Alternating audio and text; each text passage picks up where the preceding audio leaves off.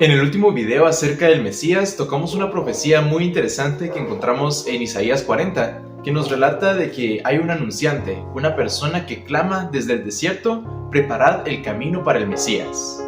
Y nos dimos cuenta de que, al igual que las otras profecías, esta también se cumplió, en este caso por medio de Juan el Bautista. ¿Y Juan es la persona de la que vamos a hablar el día de hoy? Vamos a estudiar principalmente el Evangelio de Lucas para poder entender su propósito en esta tierra.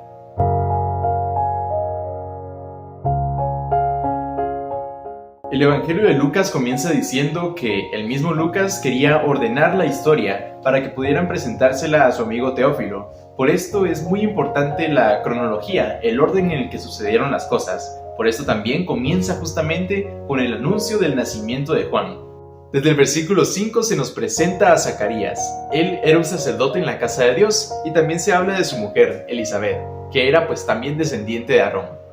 Me parece interesante que la descripción de estas personas es: ambos eran justos delante de Dios y andaban irreprensibles en todos los mandamientos y ordenanzas del Señor. Ambos ya eran de edad avanzada, y lo peor es que no podían tener hijos, no solamente por su edad, sino que también Elizabeth era estéril. Sin embargo, un milagro estaba a punto de ocurrir en sus vidas.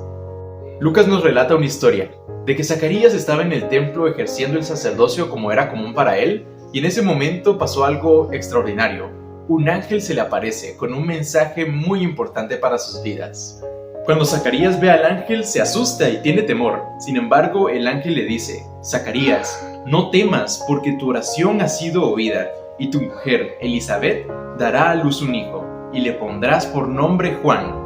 Luego sigue diciéndole las características que va a tener su hijo. Principalmente dice que será grande delante de Dios, no beberá vino ni sidra, y será lleno del Espíritu Santo, aún desde el vientre de su madre.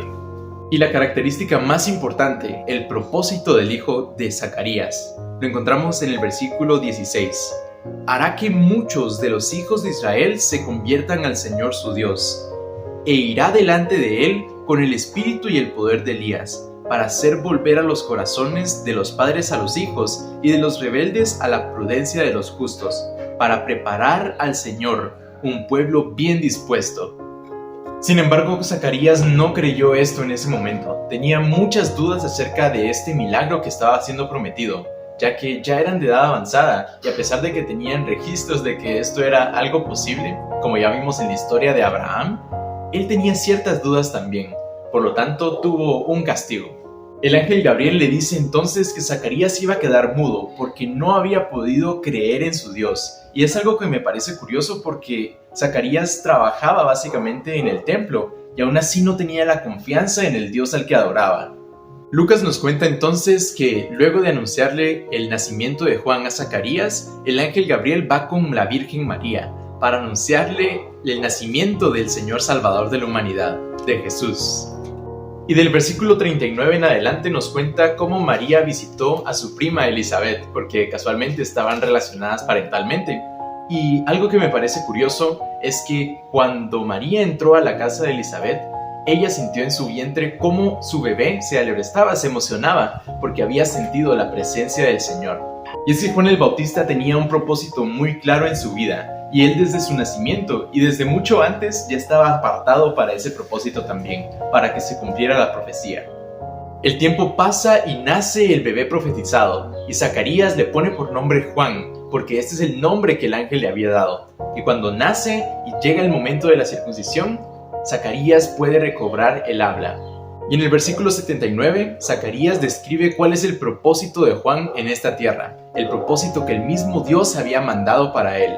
Nos dice: para dar luz a los que habitan en tinieblas y en sombra de muerte, para encaminar nuestros pies por camino de paz. Luego se nos cuenta que Juan el Bautista vivió tal y como lo habían profetizado. Vivía en el desierto preparándose para poder dar el mensaje de preparación para el Mesías. Luego del nacimiento de Jesús, en el capítulo 2 de Lucas, pasamos al capítulo 3, donde nos habla de Juan el Bautista y su propósito, su misión siendo cumplida. Juan el Bautista tenía la misión de preparar el camino para Cristo. Sin embargo, también tenía que compartir un mensaje muy específico. Ese mensaje lo encontramos en Lucas 3:3. Aquí nos dice que Juan el Bautista iba por todos los lugares que estaban cerca del Jordán, predicando acerca del bautismo del arrepentimiento para perdón de pecados. Por medio de este mensaje, Juan el Bautista les enseñaba a las personas que ellos vivían una vida que no era correcta, sin embargo tenían la oportunidad de arrepentirse verdaderamente. También enseñaba que el bautismo no los iba a salvar, solamente era una demostración de que estaban arrepentidos. Lo que salvaba verdaderamente era el Hijo que había de venir. Quiero que pasemos ahora al Evangelio del Apóstol Juan, para que conozcamos un poco más acerca del carácter de Juan el Bautista. Este Evangelio comienza diciendo que el Verbo era Dios y el Verbo estaba con Dios, refiriéndose a Dios el Hijo. También habla de que Dios el Hijo es la luz para la humanidad. Y en el versículo 6 nos introduce a Juan el Bautista, hablando de él. Hubo un hombre enviado por Dios, el cual se llamaba Juan. Y aquí viene la parte importante. Este vino como testigo para dar testimonio de la luz, a fin de que todos creyeran por medio de él. Continúa diciendo, él no era la luz, sino un testigo de la luz. Esta descripción me parece mucho más interesante cuando notamos lo que el mismo Jesús dijo en Juan 8:12. Yo soy la luz del mundo. El que me sigue no andará en tinieblas, sino que tendrá la luz de la vida. Muchas personas cuando escuchaban a Juan el Bautista predicando le preguntaban si él era el Cristo, si él era el Mesías que habría de venir.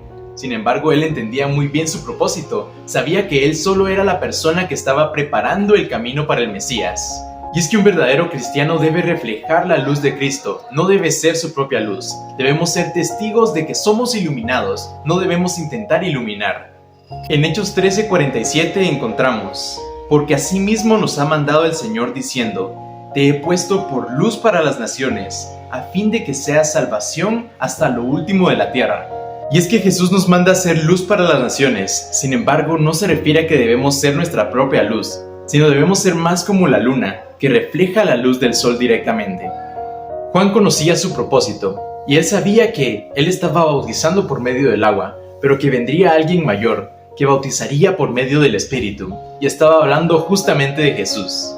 Y él entendió por completo que el propósito del Mesías es dar su vida para poder salvarnos, así como daban antes a los corderitos, que mataban sin ninguna culpa para poder pasar sus pecados. De la misma forma Juan dijo de Jesús, este es el Cordero de Dios, que quita el pecado del mundo. Luego de declarar que Jesús es el Cordero de Dios, Jesús mismo le pide a Juan ser bautizado.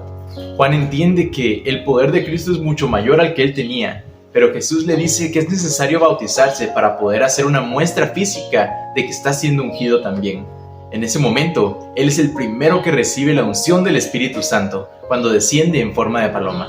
Y lo más bonito es que esta unción del Espíritu Santo es algo que también Jesús dejó para nosotros. En Hechos 1:5 nos relata nuevamente que Juan bautizó por agua. Sin embargo, nosotros seremos bautizados no solamente por agua, sino también por medio de la unción del Espíritu. Una de las características más importantes de Juan es que él estaba dispuesto a decir la verdad a pesar de que le costara la vida. Y al final, lastimosamente así fue. En Marcos 6 se nos relata cómo fue la muerte de Juan el Bautista. Un suceso trágico, pero que aún así nos demuestra cuál era la fidelidad de Juan el Bautista hacia Dios. Juan le hizo saber al rey Herodes que lo que estaba haciendo no era bueno, ya que había desposado a la mujer de su hermano. En ese momento el rey Herodes no quería que nadie le dijera que lo que estaba haciendo era malo, por lo tanto encarceló a Juan el Bautista.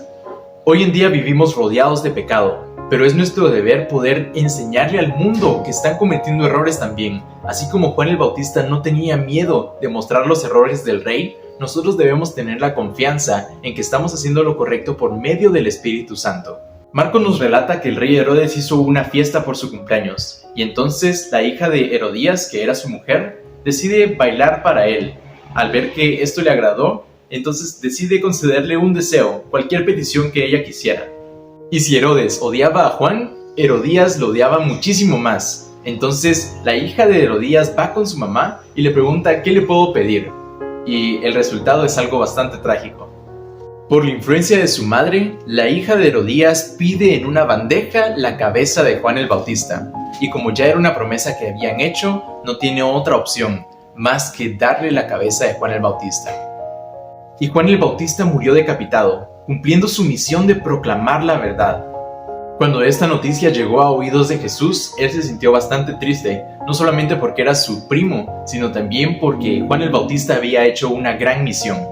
En él se cumplieron también las palabras que Pablo dijo años más adelante, en Filipenses 1:21, diciendo: porque para mí el vivir es Cristo y el morir es ganancia. Porque el rey Herodes vivía para él mismo, sin embargo su muerte iba a ser de perdición. En cambio, Juan el Bautista vivía para Cristo y su muerte sería glorificada en el cielo. Y es que Juan el Bautista vivía en esta tierra conforme a los mandatos de Dios. Y a pesar de que muchas veces sonemos radicales cuando queremos vivir conforme a los estatutos de Dios, la recompensa es mucho mayor. Jesús vendrá por segunda vez y también nos dejó encomendada la tarea de preparar el camino para su segunda venida. Esto lo conocemos como la Gran Comisión, y en Marcos 16:15 Jesús dijo: vayan por todo el mundo y prediquen el Evangelio a toda criatura. Así como Juan el Bautista predicaba y preparaba el camino para la primera venida del Mesías, es nuestro deber preparar hoy el camino para su segundo advenimiento. Y puede que en el camino o en el proceso para cumplir esta misión encontremos muchos problemas. Sin embargo, aunque venga la muerte, nosotros debemos vivir para Cristo.